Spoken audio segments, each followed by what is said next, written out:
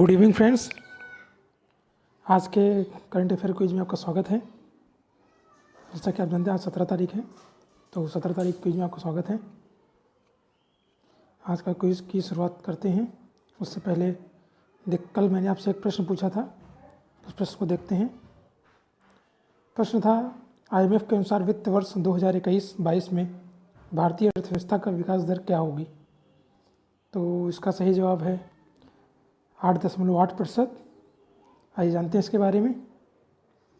IMF के अनुसार जताया है कि 2021-22 में प्रभावशाली 8.8% के विकास दर के साथ भारत एशिया की तीसरी सबसे बड़ी अर्थव्यवस्था के रूप में वापसी कर सकता है। इस प्रकार सबसे तेज़ी से बढ़ती उभरती अर्थव्यवस्था की स्थिति को फिर से हासिल करते हुए भारत चीन की अनुमानित विकास दर 8.2% को पार कर सकता है। IMF और विश्व बैंक की सालाना वार्षिक बैठक से पहले विश्व आर्थिक परिदृश्य रिपोर्ट जारी की गई है, जिसमें कहा गया है कि 2020 में वैश्विक अर्थव्यवस्था में 4.4% की गिरावट आएगी। जैसा कि आप जानते हैं, कोरोना के कारण पूरे विश्व में कई बेरोजगारी, गरीबी, भुखमरी में वृद्धि हुई है, जिसके कारण GDP में गिरावट आई है। और आगे देखते हैं 2021 में यह 5.5% की जोरदार वृद्धि हासिल करेगी। रिपोर्ट के मुताबिक 2020 में अमेरिका की अर्थव्यवस्था में 5.8% गिरावट आने का अनुमान है, जबकि अगले वर्ष इसमें 3.9% की वृद्धि होगी। वर्ष 2020 के दौरान दुनिया की प्रमुख अर्थव्यवस्थाओं में केवल चीन ही एकमात्र ऐसा देश होगा जिसमें 1.9% की वृद्धि दर्ज की गई है। तो चीन की GDP ही इस साल वृद्धि की है, बाकी सारे देशों की GDP कोरोना के कारण निम्न स्तर पे आई है। आइए देखते हैं IMF के बारे में। IMF international monetary fund, Hindi में अंतर्राष्ट्रीय मुद्रा कोष, यह एक अंतर्राष्ट्रीय संस्था है जो अपने सदस्य देशों की वैश्विक आर्थिक स्थिति पर नज़र रखने का भी काम करती है। यह अपने सदस्य देशों को आर्थिक और तकनीकी सहायता भी प्रदान करती है। इसकी स्थापना जुलाई 1944 में की गई और इसका मुख्यालय वाशिंगटन DC में है। इसके प्रबंध निदेशक क्रिस्टीन लेगार्ड हैं, जर्मनी के।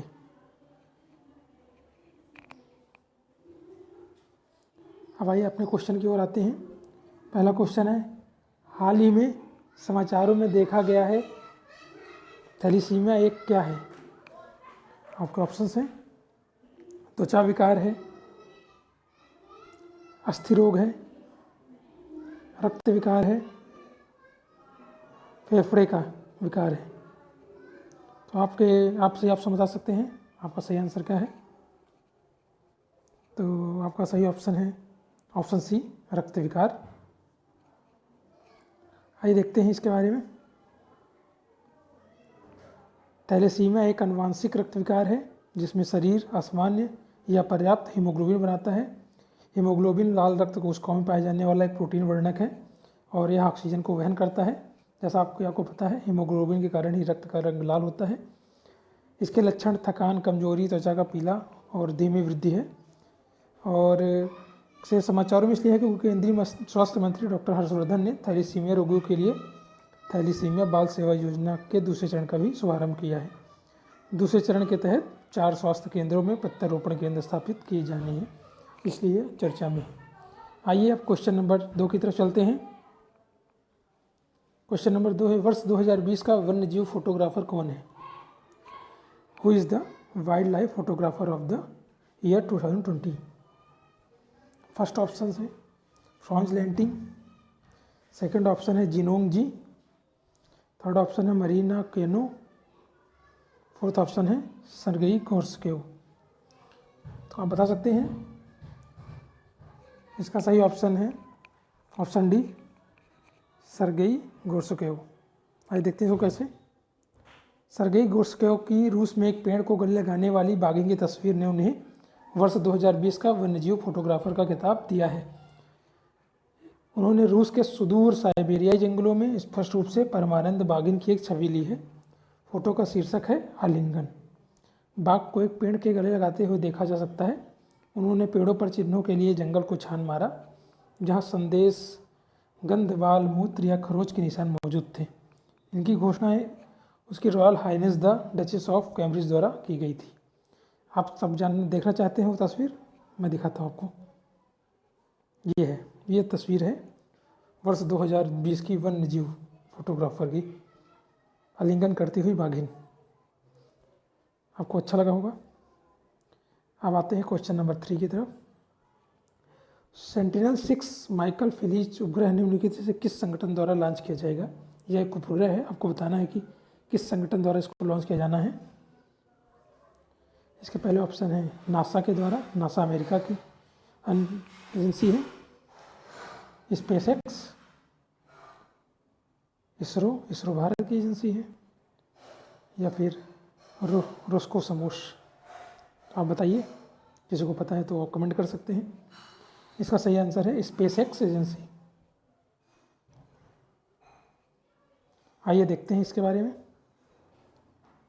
सेंटिनल-6 माइकल फिलिज उपग्रह को बढ़ते समुद्र के स्तर को नापने के लिए 10 नवंबर को एलोन मस्क के स्पेसएक्स द्वारा लॉन्च किया जाएगा। इसे कैलिफोर्निया के बेडेनबर्ग वायुसेना के बेस से लॉन्च किया जाना है।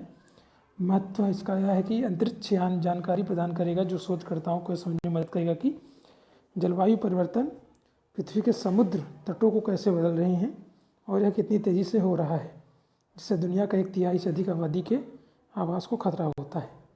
उपग्रह हर 10 दिनों में ग्रह के 70% को कवर करने में वाले महासागरों के नक्शे को भी अपडेट करेगा।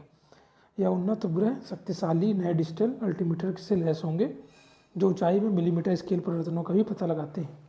तो बहुत ही उपयोगी जानकारी देगा यह उपग्रह, इसको याद रखें। अब आते हैं क्वेश्चन नंबर 4 की तरफ। क्वेश्चन नंबर 4, जैसा कि कल मैंने आपको वीडियो बनाया था स्टार्स प्रोग्राम के लिए का, उसी से जुड़ा हुआ सवाल है। आपने देखा हो तो आप जरूर आंसर दे पाएंगे। स्टार्स परियोजना निम्नलिखित में से किस संगठन से संबंधित है। आपके ऑप्शन हैं, ऑप्शन ए अंतर्राष्ट्रीय मुद्रा कोष, ऑप्शन बी यूरोपीय सेंट्रल बैंक, ऑप्शन सी एशियाई विकास बैंक एडीबी, ऑप्शन डी विश्व बैंक। आप बता सकते हैं। तो इसका सही आंसर है विश्व बैंक, वर्ल्ड बैंक। आइए देखते हैं इसके बारे में। विश्व बैंक की स्टार्स योजना, स्टार्स का पूरा नाम है strengthening teaching learning and result for states परियोजना है। इस परियोजना में भारत के 6 राज्यों हिमाचल प्रदेश, राजस्थान, महाराष्ट्र, मध्य प्रदेश, केरल और उड़ीसा को शामिल किया गया है। इन पहचान किए गए राज्यों में शिक्षा की गुणवत्ता में सुधार लाने के लिए विभिन्न उपायों को सहायता प्रदान की जानी है। यह परियोजना स्कूली शिक्षा एवं साक्षरता विभाग, शिक्षा मंत्रालय के तहत नई केंद्र सरकार द्वारा प्रायोजित योजना के रूप में लागू की जाएगी। अभी केंद्रीय मंत्रिमंडल ने इसको कार्यान्वयन को मंजूरी दी है, इसलिए इसे अभी समाचार में यह है और यह अभी करंट की न्यूज़ है, तो इसे याद रखें। क्वेश्चन नंबर 5 पे आते हैं। निम्नलिखित में से कौन सा मंत्रालय ऑपरेशन ग्रीन लागू करता है। आपको बताना है कि अब कौन सा मंत्रालय ऑपरेशन ग्रीन लागू करता है।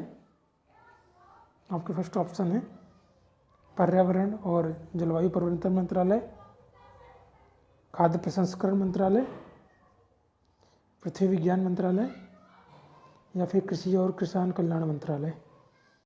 तो इसका आंसर आप बता सकते हैं, कमेंट कर सकते हैं। इसका करेक्ट ऑप्शन है ऑप्शन बी खाद्य प्रसंस्करण मंत्रालय। आइए जानते हैं इसके बारे में। खाद्य प्रसंस्करण मंत्रालय ऑपरेशन ग्रीन को लागू करता है। एक निर्धारित योजना, इसका उद्देश्य किसानों को उनकी उपज का सही मूल्य दिया जाना है। यह कृषि रसद विकास, किसान उत्पादक संगठनों, प्रसंस्करण सुविधाओं और कृषि उपज के प्रबंधन को भी बढ़ावा देता है। यह मुख्य रूप से टमाटर, प्याज और आलू के सामूहिक विकास से संबंधित है। समाचारों में इसे इसलिए है क्योंकि मैंने आपको बताया था कल कि एक कृषि रेल चल रही है रेल मंत्रालय द्वारा, तो वह कृषि खाद्य प्रसंस्करण मंत्रालय के साथ चल रही है। तो इसी कारण अभी न्यूज़ में भी है। और इसमें कृषि उपज का 50% सब्सिडी भी किसानों को दी जा रही है। तो रेल मंत्रालय और खाद्य प्रसंस्करण मंत्रालय ने संयुक्त रूप से सब्जियों और फलों जैसे नाशपाती कृषि उत्पादों को माल ढुलाई के लिए अधिशेष कृषि उपज का परिवहन करने वाले किसानों को 50% की रियायत दर प्रदान की है। इसलिए अभी यह खबर में भी है और ये क्वेश्चन इससे पूछा गया है, इसे याद रखें, इंपॉर्टेंट क्वेश्चन है। और आप ये भी बताएं, कमेंट करें मुझे कि खाद्य प्रसंस्करण मंत्रालय के मंत्री कौन है प्रेजेंट में। ठीक है, चलिए क्वेश्चन नंबर 6 की ओर चलते हैं। उससे पहले देखते हैं इस स्कीम का, ये स्कीम है Operation Green, benefiting farmers bringing prosperity. All major fruits, सभी बहुमूल्य फल, vegetables farmers will get benefit with 50% subsidy on transportation beyond 100 kilometers, storage including cold storage, better price for farmers। तो उपयोगी फलों और सब्जियों के लिए किसानों को 50% सब्सिडी दी जा रही है ऑपरेशन ग्रीन के तहत। ठीक है, क्वेश्चन नंबर 6 को चलते हैं। किस संगठन ने हाल ही में स्टेट ऑफ क्लाइमेट रिपोर्ट जारी किया है? इंपॉर्टेंट क्वेश्चन है, आपको बताना है। इसके ऑप्शंस हैं। ऑप्शन ए अंतर्राष्ट्रीय समुद्री संगठन, ऑप्शन बी संयुक्त राष्ट्र पर्यावरण कार्यक्रम, ऑप्शन सी जलवायु परिवर्तन पर अंतर सरकारी पैनल, या ऑप्शन डी विश्व मौसम संगठन। इसका सही ऑप्शन है, आंसर है विश्व मौसम संगठन, ऑप्शन डी। आइए देखते हैं इसके बारे में। संयुक्त राष्ट्र के विश्व मौसम विज्ञान संगठन ने हाल ही में स्टेट ऑफ क्लाइमेट रिपोर्ट जारी किया है। रिपोर्ट का विवरण 3 में से एक विशिष्ट आपदा चेतावनी प्रणाली द्वारा कवर नहीं किया गया है। 108 मिलियन से अधिक आपदाओं जैसे बाढ़, तूफान, सूखा और जंगल की आग से प्रभावित थे। मानवीय सहायता की आवश्यकता वाले लोगों की संख्या में 50% की वृद्धि होगी और प्रतिवर्ष 20 बिलियन अमेरिकी डॉलर की लागत आएगी इस स्कीम के लिए। स्टेट ऑफ क्लाइमेट रिपोर्ट में ये बताया गया है। आइए देखते हैं विश्व मौसम संगठन के बारे में। विश्व मौसम विज्ञान संगठन संयुक्त राष्ट्र की एक इकाई है। इसकी स्थापना 23 मार्च 1950 को 70 वर्ष पहले की गई थी। जैसा कि अभी 2020 चल रहा है तो 70 वर्ष हो चुके हैं। इसका मुख्यालय जिनेवा स्विट्जरलैंड में है। आपको मुख्यालय, हर संगठन के मुख्यालय जरूर याद रखने चाहिए, ये पूछे जाते हैं हमेशा, एक तो याद रखें इसे। आइए क्वेश्चन नंबर 7 को चलते हैं। निम्नलिखित में से किस राज्य केंद्र शासित प्रदेश ने ट्री ट्रांसप्लांटेशन पॉलिसी लागू की है?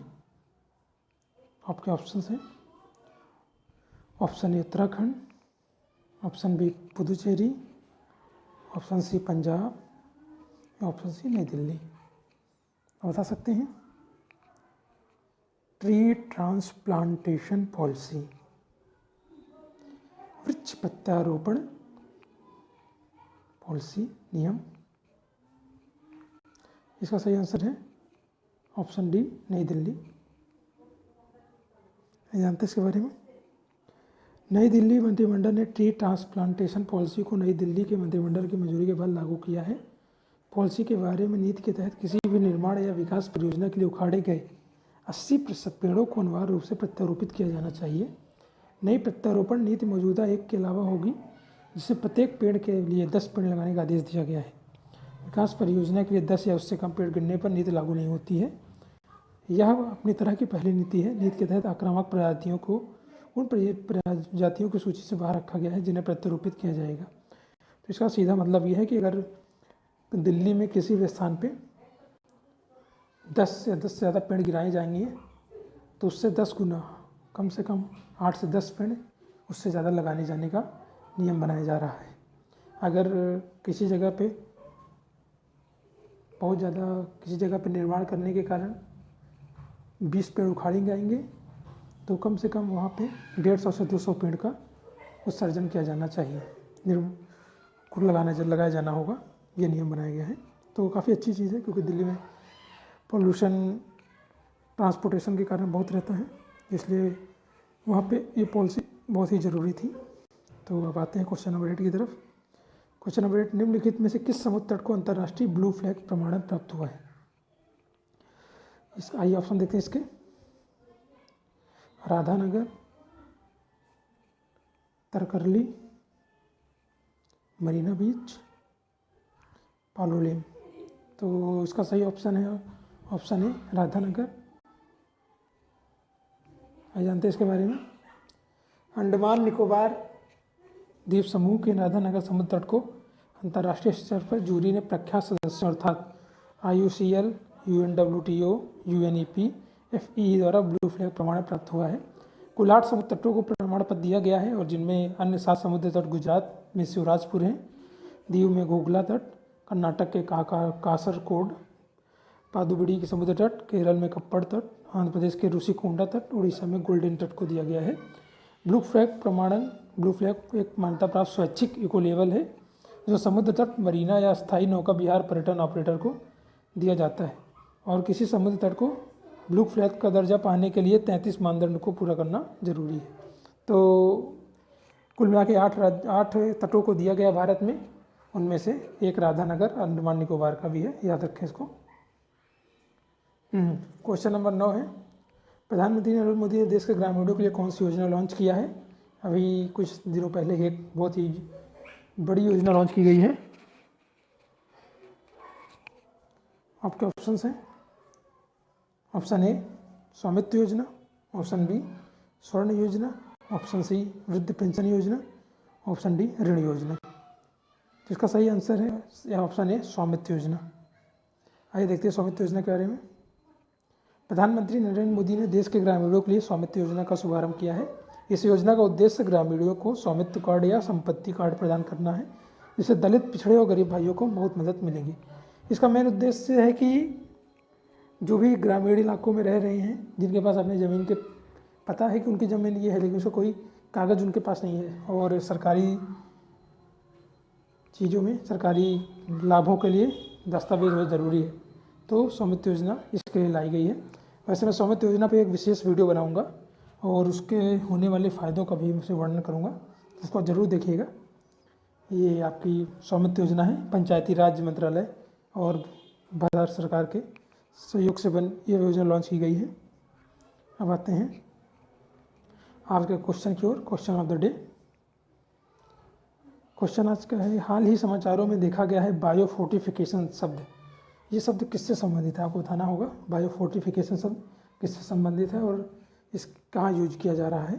तो आज का ये क्वेश्चन है और आपको कुछ जानकारी देता हूँ। Topics for upcoming videos,